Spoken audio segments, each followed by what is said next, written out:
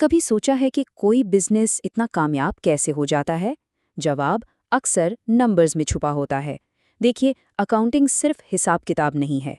ये बिजनेस की अपनी एक ज़बान है। एक ऐसी ज़बान जो कंपनी की सेहत, उसकी तरक्की और यहाँ तक कि उसकी परेशानियों की पूरी कहानी सुनाती है। तो ज़रा सोचिए, आपके बिजनेस की माली कहानी क्या है? क्या वो आगे बढ़ रहा है या कहीं रुक सा गया है?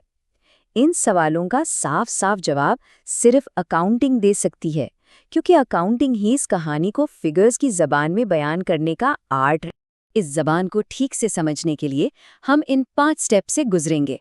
पहले हम द बिग पिक्चर देखेंगे, फिर the business and it's rules, उसके बाद द कोर इक्वेशन, फिर पैसों का फ्लो समझेंगे और आखिर में द फाइनल स्कोर कार्ड।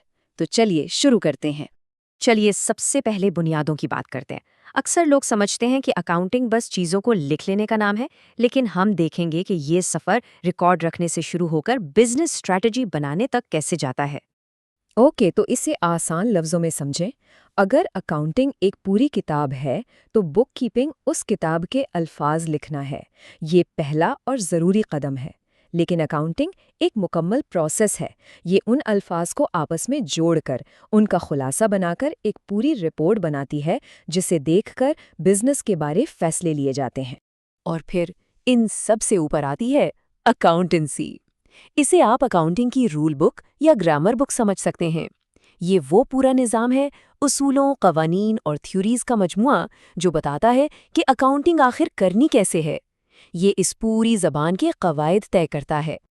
अब आते हैं अपने दूसरे सेक्शन पर, बिजनेस और उसके उसूल। यहाँ हम समझेंगे कि बिजनेस होता क्या है और अकाउंटिंग का वो एक सबसे अहम कानून क्या है। तो बिजनेस असल में है क्या? बिल्कुल सादा सी बात है, मुनाफा कमाने के लिए कोई सामान या खिदमत फराहम करना। इसकी 3 आम किस्में हैं। एक है ट्रेडिंग, यानी आपने चीज़ खरीदी और उसे वैसे ही आगे बेच दिया। फिर है मैन्युफैक्चरिंग, जहां आप कच्चे माल से कोई नई चीज़ बनाते हैं। और आखिर में आती है सर्विस, जहां आप अपनी कोई स्किल या खिदमत फराहम करते हैं, जैसे एक डॉक्टर या एक बैंक। अब आते हैं अकाउंटिंग के गोल्डन रूल पर। ये है बिजनेस एंटिटी कॉन्सेप्ट। इसका सीधा सा मतलब है कि बिजनेस और उसका मालिक अकाउंटिंग की नज़र में 2 अलग-अलग चीज़ें हैं।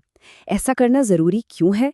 ताकि बिजनेस की माली सेहत का साफ पता चले और उसमें मालिक के ज़ाती खर्चे मिक्स ना हों। बिजनेस की ये जो ज़ुबान है ना, ये ट्रांजैक्शन से बनती है। हर वो काम जिसे पैसों में नापा जा सके और जो बिजनेस पर असर डाले, वो एक बिजनेस ट्रांजैक्शन है।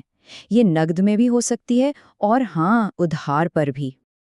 अब हम पहुंचते हैं अपने तीसरे सेक्शन पर, द कोर इक्वेशन। ये फाइनेंस के वो 3 बुनियादी सुतून हैं जिन पर हर बिजनेस की इमारत खड़ी होती है। पहला सुतून है एसेट्स। एसेट्स क्या हैं? ये वो सारी चीज़ें हैं जिन पर बिजनेस का हक है और जो फ्यूचर में उसे माली फ़ायदा देंगी। मिसाल के तौर पर सोचिए, आपके पास जो कैश है, आपकी बिल्डिंग, मशीनरी या आपका स्टॉक, ये सब बिजनेस के एसेट्स हैं। दूसरा सतून है लायबिलिटीज़। सीधे लफ्ज़ों में ये बिजनेस के कर्जे और जिम्मेदारियां हैं, यानी वो सारा पैसा जो बिजनेस ने दूसरों को देना है, जैसे सप्लायर्स के पैसे या बैंक से लिया हुआ लोन। और तीसरा सुतून है कैपिटल, या जिसे ओनर्स इक्विटी भी कहते हैं। ये बिजनेस में मालिक की अपनी इन्वेस्टमेंट है। याद है, हमने बिजनेस एंटिटी कॉन्सेप्ट की बात की थी। उसी उसूल के तहत ये वो रकम है जो बिजनेस ने अपने मालिक को वापस करनी है। ये बिजनेस पर मालिक का अपना क्लेम है। और इन्हीं तीनों से बनती है अकाउंटिंग की सबसे बुनियादी मसावात। एसेट्स हमेशा लायबिलिटीज और कैपिटल को जमा करके बनते हैं। ये ऐसा बैलेंस है जिसका बरकरार रहना हमेशा हमेशा ज़रूरी है। चलिए इसको एक रोज़मर्रा की मिसाल से समझें। डेटर्स वो लोग हैं जिन्होंने बिजनेस को पैसा देना है, इसलिए वो बिजनेस के लिए एक एसेट हैं। इसके बिल्कुल उलट क्रेडिटर्स वो लोग हैं जिनको बिजनेस ने पैसा देना है, तो इसलिए वो बिजनेस की एक लायबिलिटी है। ओके, अब चौथे सेक्शन में चलते हैं, जहां चीज़ें और भी दिलचस्प हो जाती हैं। यहाँ हम बिजनेस के डे टू डे ऑपरेशंस में पैसों और सामान के आने जाने को समझेंगे।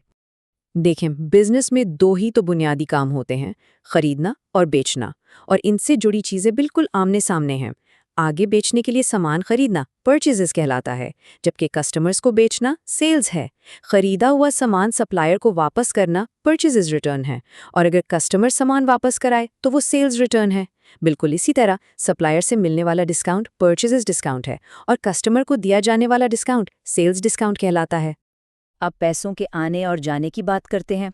रेवेन्यू वो आमदनी है जो बिजनेस अपनी सरगर्मियों से कमाता है, मसलन सेल से, जबकि एक्सपेंसेस वो खर्चे हैं जो इस आमदनी को कमाने के लिए किए जाते हैं, जैसे दुकान का किराया या मुलाजिमीन की तनख्वाहें। तो फिर इन दोनों का अंजाम क्या होता है? प्रॉफिट या लॉस? बहुत सिंपल है। जब आपकी आमदनी यानी रेवेन्यू आपके खर्चों यानी एक्सपेंसेस से ज़्यादा हो तो बिजनेस को प्रॉफिट होता है, और अगर एक्सपेंसेस रेवेन्यू से बढ़ जाएं तो नतीजा होता है लॉस। और अब हम पहुंच गए हैं अपने आखिरी सेक्शन पर, द फाइनल स्कोर कार्ड। ये वो स्टेज है जहां सारा डेटा इकट्ठा होकर बिजनेस की मुकम्मल माली कहानी बयान करता है। ये कहानी कुछ स्टेप्स में पूरी होती है। सफ़र शुरू होता है जर्नलाइजिंग से, यानी हर ट्रांजैक्शन को लिखने से। फिर आती है पोस्टिंग, जहां हर एंट्री को उसके सही अकाउंट में ट्रांसफ़र किया जाता है। इसके बाद समराइजिंग, जहां सबका खुलासा बनता है। और आखिर में सबसे अहम कदम, इन नंबर्स से फाइनेंशियल स्टेटमेंट्स यानी फाइनल रिपोर्ट्स तैयार की जाती हैं। इन फाइनल रिपोर्ट्स में दो सबसे अहम हैं। पहला है प्रॉफिट एंड लॉस अकाउंट। ये बिजनेस की परफॉर्मेंस बताता है कि एक मखसूस अरसे में कितना मुनाफा या नुकसान हुआ। और दूसरा है बैलेंस शीट, जो एक ख़ास दिन पर बिजनेस की हेल्थ का एक स्नैपशॉट है, यानी उस दिन उसके एसेट्स, लायबिलिटीज़ और कैपिटल क्या हैं। और हाँ, एक दिलचस्प बात, अकाउंटिंग की ज़बान है तो यूनिवर्सल, लेकिन इसके कुछ अल्फाज इलाके के हिसाब से बदल जाते हैं। मिसाल के तौर पर पाकिस्तान और ब्रिटेन में हम डेटर्स कहते हैं, लेकिन अमेरिका में इसी को अकाउंट्स रिसीवेबल कहते हैं। इसी तरह क्रेडिटर्स वहाँ अकाउंट्स पेएबल हैं और स्टॉक को इन्वेंट्री कहा जाता है। उसूल वही रहते हैं, बस अल्फाज बदल जाते हैं। तो हमने देखा कि हर ट्रांजैक्शन के दो पहलू होते हैं। यही डबल एंट्री सिस्टम की बुनियाद है। हर चीज़ का हिसाब दो जगह लिखा जाता है। सोचने में ये एक सादा सा उसूल लगता है, लेकिन क्या ये मुमकिन है कि यही सादा सा उसूल, जो हर छोटी दुकान से लेकर बड़ी कंपनीज तक इस्तेमाल होता है, दरअसल पूरी ग्लोबल इकोनॉमी को चलाने वाली बुनियादी ताकत हो? इस पर ज़रूर सोचिएगा।